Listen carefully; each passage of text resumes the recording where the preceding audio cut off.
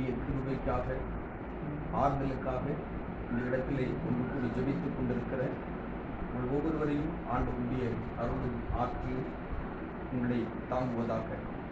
இந்த தொழுகையினுடைய தொடக்கத்திற்காக நாம் யாவரும் எழுந்து நின்று கர்த்தாவே அடியாருக்கு அடைக்கலம் நீரே, சகாயம் செய்யும்படிக்கு எழுந்தரும் நீரே என்ற பாடலில் நாம் சேர்ந்து பார்க்கிறோம். கர்த்தாவே அடியாருக்கு அடைக்கலம் நீரே, சகாயம் செய்யும்படிக்கு எழுந்தருள்வீரே. உமது சந்நிதானத்தில் மகிழ்ச்சி அடைவோம். உமது கையாய் நீட்டுகில் அஞ்சாமல் நடப்போம். மாலைகள் தோன்றுமோ நாமே அநாதி காலமாய்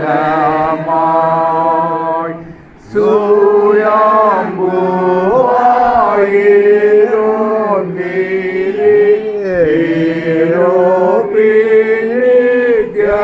பிணிக்கமாய் ஆயிரம் ஆண்டு உமக்கு நாளை போலாமே. யுகங்கள் தேவாரேருக்கு ஓனிமாய் கோப்பாமே. காவுமுழான மானிட நீராய்க்காவே மாட்டான்.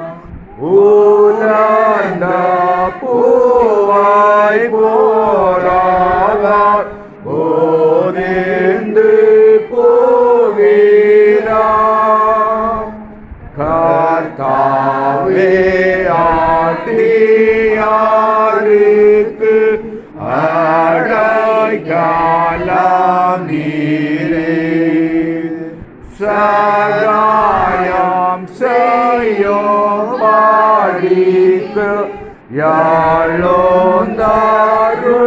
எழுந்தருள்வீரே. உட்காருங்கள். நம்முடைய ஆண்டவராகிய இயேசு கிறிஸ்துவின் கடவுளும் பிதாவுமானவர் ஸ்தோத்திரத்திற்குரியவர். அவர் இரக்கங்களின் பிதா, சகல ஆறுதலுக்கும் கடவுள்.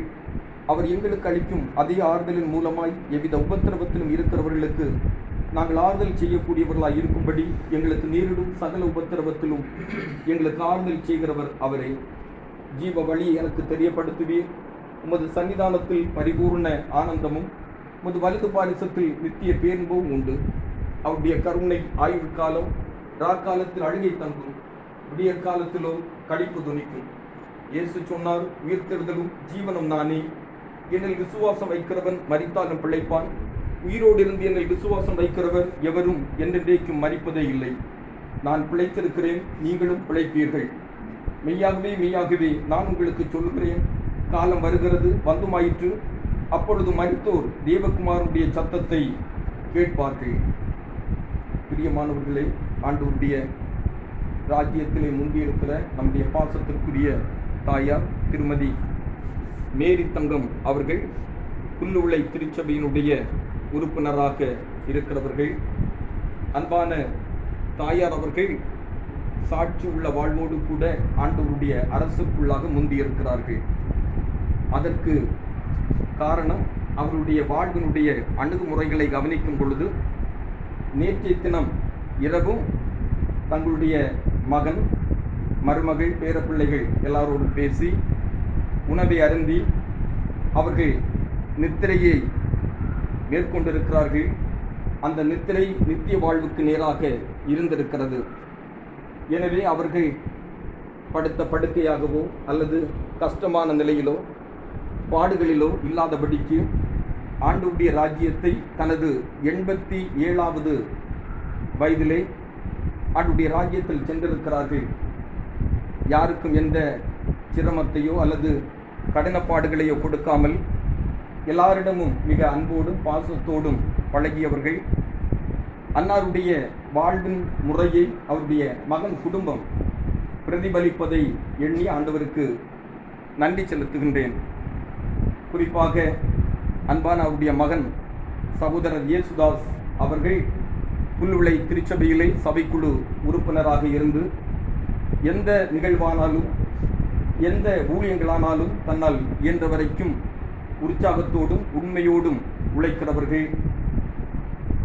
எனவே அவர்கள் இந்த குடும்பத்தினுடைய அன்பான தாயாருடைய மகனாய் இருக்கிறதை நினைத்து அன்பான தாயார் மிக மகிழ்ச்சி அடைந்திருப்பார்கள். அது மட்டுமல்ல, அவருடைய துணைவியார் சகோதரி கோல்டா அவர்களும் திருமறை தீர்மானாலும் சரி எல்லா நிலைகளிலும் மிக ஞானமுடையவர்கள். இவ்விதமாய் ஆண்டவர் அன்பான அம்மாவுக்கு ஒரு மருமகளை கொடுத்திருக்கிறார். 2 பேர பிள்ளைகள் ஆடிலன் ஆனாலும் சரி ஆலிடனாக இருந்தாலும் பிள்ளைகள் நல்ல திறமை உள்ள ஆண்டவரை மகிமைப்படுத்துகின்ற வாழ்வு வாழ்வதற்கு பயிற்றுவிக்கப்பட்டிருக்கிறார்கள். சாட்சியோடு வாழுகிறார்கள். இதற்கு காரணம் அன்பான பாட்டி, பிள்ளைகளுடைய பாட்டி என்ற ஒரு நிலை என்பதையும் நாம் உணர்ந்து கொள்ள வேண்டும். அந்த வரிசையிலே அன்பான தாயார் பேறு பெற்றவர்கள் ஆண்டவருக்குள்ளாக பிள்ளைகளை வளர்த்து மிக மகிழ்ச்சியோடு கூட அவர்கள் ஆண்டுடைய ராஜ்யத்திலே சென்றிருக்கிறார்கள் என்பதை நாம் உணர்கின்றோம். ஆனால் பிரிவு என்ற ஒன்று நமக்கு வேதனையும் கஷ்டங்களும் ஒருவேளை நமக்கு அந்தளவு பாதிப்பு கொடுக்காமல் இருந்தாலும் குடும்பத்தினுடைய பிள்ளைகளுக்கு அது வயது வித்தியாசம் அல்ல. எத்தனை வயதானாலும் அவர்களுக்கு ஒரு கஷ்டமான ஒரு வருத்தமான நிலை என்பதையும் நாம் மறக்க முடியாது. இதுவரைக்கும் வீட்டில் எங்கே இருந்து ஓடி வந்தாலும் வீட்டில் ஒருவர் இருக்கிறார் என்கிற ஒரு சிந்தை உள்ளத்திலே உண்டு. ஆனால் பிரிவு என்பது கடினத்தையும் கடினப்பாடுகளையும் ஏற்படுத்தினாலும் இந்த உலகத்திலே பிறக்கிற நாம் எல்லாரும் நித்திய வாழ்வை நோக்கிய தரிசனத்தோடு முன்னேறுகிறோம். அந்த நித்திய வாழ்வுக்குள்ளாக செல்ல வேண்டுமானால் மரணம் என்ற ஒரு வாசலை நாம் கடந்து செல்கின்றோம். இந்த வாசல் எல்லாருக்கும் உரியது. அவர்கள் ஆண்டுடைய ராஜ்யத்திலே முந்தி இருக்கிறார்கள். வாழும்போது எவ்வளவு காலம் இருக்கிறோம் என்பதை விட நாம் எந்த நிலையிலே சாட்சியோடு இருக்கிறோம் என்பதுதான் முக்கியம். எனவே சொல்லுவார்கள், மரணம் எல்லாருக்கும் வரக்கூடிய ஒன்றுதான். ஆனால் மரிக்கும்போது அந்த மரணத்திற்கான சவப்பட்டி செய்கின்ற மனிதர் கூட ஐயா போய்விட்டாரே அல்லது அம்மா போய்விட்டாரே என்று நினைக்கிற நினைப்புதான் வாழ்வினுடைய ஒரு சாட்சியான அனுபவம் என்று பலர் சொல்லுவார்கள். அன்பான அம்மா அவருடைய வாழ்வினுடைய ஓட்டத்தை முடிக்கும் பொழுது அவர்கள் எண்ணியிருப்பார்கள், பிள்ளைகள் எல்லாரும் அவரவர் வரிசையிலே பல நிலைகளில் ஊழியம் செய்கிறார்கள். இந்த மகிழ்ச்சி நிறைந்த அனுபவத்தை என் கண்களினால் கண்டு நித்திய இளைப்பாறுதலுக்குள்ளாக செல்கிறேன் என்ற எண்ணம் அம்மாவுடைய உள்ளத்திலே இருந்திருக்கும். அம்மாவுடைய ஆத்மா ஆண்டவருடைய சமூகத்திலே இளைப்பாறுகிறது. ஆண்டவர் வரும்போது உயிரோடு கூட எழும்புகிற வரிசையிலே மறுரூபமாக்கப்பட்ட அனுபவத்தோடு எழும்புவார்கள். அந்நிய கண்கள் அல்ல, சொந்த கண்களே காணும் என்ற அனுபவத்தை எல்லாரும் தரிசிப்பார்கள். இந்த விசுவாச உறுதியோடு நாம் முன்னேறி செல்வோம். அன்பான பிள்ளைகளுக்காக ஜெபிப்போம். முன் நாட்களிலே கன்னியாகுமரியில் சூரியன் மறைகின்ற நிகழ்வை காட்டி தருகிறோம் என்று சொல்லி பள்ளிக்கூடங்களிலிருந்து அழைத்து கொண்டு செல்வார்கள். பிற்பாடுதான் நமக்கெல்லாம் தெரியும், சூரியன் மறைவது இல்லை, அது இன்னொரு நாட்டிலே உதிக்க செல்கிறது. இங்கே மறைந்து இன்னொரு நாட்டுக்கு செல்கிறது. அந்த உறுதிப்பாடை பிற்பாடு நாம் உணர்ந்து கொண்டோம். ஆண்டவருடைய பிள்ளைகளாகிய நாமும் அம்மாவை ஒருவேளை உலகத்திலே பிரிந்திருந்தாலும் அவர்கள் நித்தியத்திலே இளைப்பாறுகிறார்கள். ஆண்டவருடைய ராஜ்யத்திலே ஆண்டவரோடு கூட அந்த பேரொளி வாழ்விலே இணைந்திருக்கிறார்கள். இதை நாம் உணர்ந்து நாம் முன்னேறி செல்வோம். குடும்பத்திற்கும் ஆண்டவர் பிள்ளைகளுக்கும் ஆறுதலையும் ஆற்றலையும் தந்து வழி நடத்துவார். இங்கு வந்திருக்கிற நாம் எல்லாரும் நம்முடைய வாழ்வையும் சீர்தூக்கி பார்க்க வேண்டும். இருக்கிற வரைக்கும் பரிசுத்தத்தோடு ஆண்டவருக்கு பயந்து மற்றவர்களுக்கு இந்த தீங்கும் செய்யாமல் முடிந்த வரைக்கும் நன்மை செய்து சாட்சியோடு முன்னேறுவோம். ஆண்டுடைய ராஜ்யத்தை நோக்கி பயணப்படுவோம். ஆண்டவர் நம் ஒவ்வொருவருக்கும் அருளையும் ஆற்றலையும் தருவாராக. புல்லுவிளை திருச்சபையினுடைய கமிட்டி அங்கத்தினர்கள், இறை மக்கள் எல்லாரும் அன்பான சகோதரர் இயேசுதாஸ் அவருடைய குடும்பத்தை நேசிக்கிறவர்கள். ஏனென்றால் அவர்களும் ஓடோடி வந்து எல்லா காரியங்களும் எதை கொடுத்தாலும் அவர்கள் அதை முன்னின்று அதை செயல்படுத்துவார்கள். அந்த அளவுக்கு அன்பான சகோதரரை நேசிப்பார்கள். இன்றைக்கு எங்களுடைய அன்பை உங்களோடு கூட நாங்கள் பகிர்ந்து கொள்கிறோம், உங்களுக்காக ஜெபிக்கிறோம், உங்களுக்கு ஆறுதலாக இருக்கிறோம். ஆண்டவருடைய அருள் உங்களோடு இருக்கட்டும் என்ற வாஞ்சியோடு கூட அன்பான நம்முடைய சபையினுடைய செயலாளர் சகோதரர் சாமுவேல் அவர்கள் சபையின் சார்பாக அன்பான அம்மாவுக்கு இரங்கலாக மலர் வளையத்தை வைத்து அஞ்சலி செலுத்த அன்போடு கூட அழைக்கிறேன்.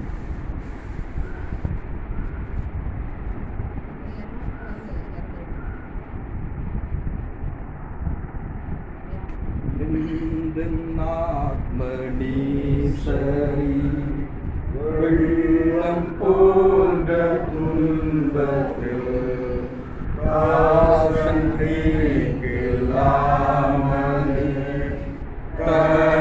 தடுமாறி போகையில் தஞ்சம் தந்து இயேசுவே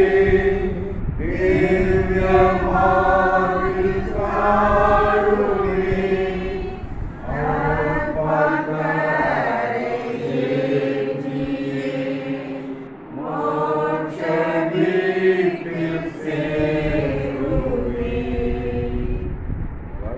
அன்புக்குரியவர்களே, நாம் எல்லாருக்கும் அசைக்க முடியாத ஒரு நம்பிக்கை, நம் ஆண்டவர் இயேசு கிறிஸ்து மரித்து உயிரோடு கூட எழுந்தார் என்கிற விசுவாச உறுதியை நாம் பெற்றிருக்கிறோம். எனவே ஆண்டவராக இயேசு கிறிஸ்துவில் கொண்டிருக்கிற விசுவாசத்தை நாம் யாவரும் எழும்பி நின்று அப்போஸ்தலர் விசுவாச அறிக்கை வாயிலாக சேர்ந்து அறிக்கை செய்கிறோம். வானத்தையும் பூமியை படைத்த சர்வ வல்லமையுள்ள பிதாவாகிய கடவுளை விசுவாசிக்கிறேன். அவருடைய ஒரே குமாரனாகிய நம்முடைய நாதர் இயேசு கிறிஸ்துவை விசுவாசிக்கிறேன். அவர் பரிசுத்தாவினாலே கருணையுற்று வந்தார். பொந்திய பிலாத்தின் காலத்தில் பாடுபட்டு மரித்து அடக்கம் பண்ணப்பட்டு பாதாளத்தில் இறங்கினார். முன்னாள் நாள் மரித்தோரிலிருந்து எழுந்தருளினார். பரமண்டலத்தில் ஏறி சர்வ வல்லமையுள்ள பிதாவாகிய கடவுளை வலது பாரிசத்தில் வைத்திருக்கிறார். அவரிடத்திலிருந்து உயிருள்ளவரையும் மரித்தோரையும் நியாயந்தீர்க்க வருவார். பரிசுத்த ஆவியை விசுவாசிக்கிறேன். பொதுவாக இருக்கிற பரிசுத்த சபையும் பரிசுத்தவான்களுடைய ஐக்கியமும் பாவ மன்னிப்பும் சரீர உயிர்த்தெழுதலும் நித்திய ஜீவனும் விசுவாசிக்கிறேன். ஆமென். ஜெபம் செய்வோம்.